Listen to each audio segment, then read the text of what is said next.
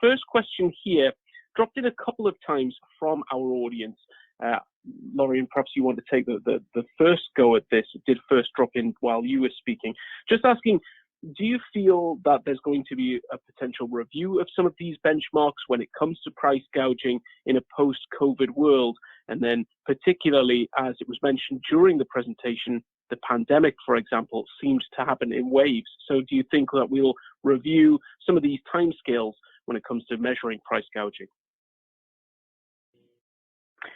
I think that's certainly a possibility. We have seen during the pandemic some more talk in particular about a federal price gouging law, which, given that it's arising in the context of the pandemic, would presumably be trying to address some of these issues of explaining in a perhaps more flexible language that's not specifically perhaps tailored to things like natural disasters, right? What we want to really think of price gouging as being.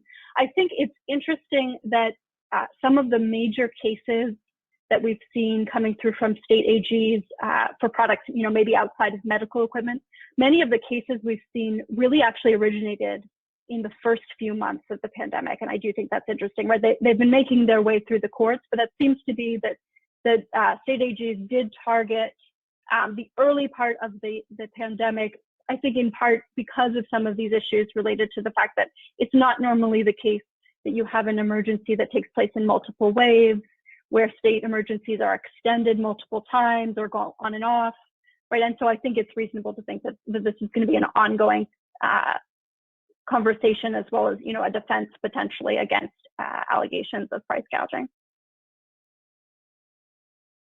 Thank you so much. And Joshua, do you have anything to add?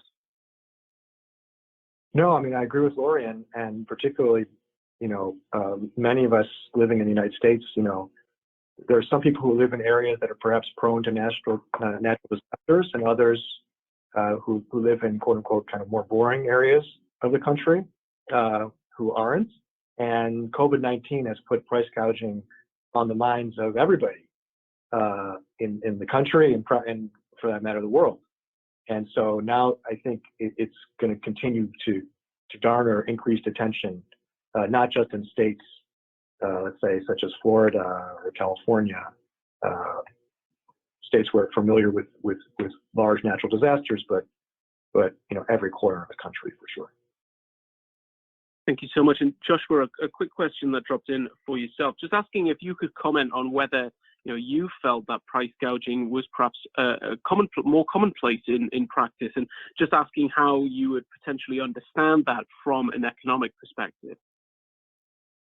Do I think it's common? It depends on how one defines common, but I think it certainly occurs more often than perhaps is litigated. But I think from an economic perspective, well, before I even say that, I think there are many cases in which retailers kind of discipline themselves, not even out of a fear of litigation, but out of some notion that they want to preserve their reputation as being fair. I remember trying to get a bicycle back in May when everyone was getting bicycles, and I kind of quipped, well, you could probably increase your price and there wouldn't be as much of a line. He said, I wouldn't do that. I wouldn't do that to my customers. So there's this kind of built-in notion of fairness, I think, however one defines that, on behalf of lots of retailers.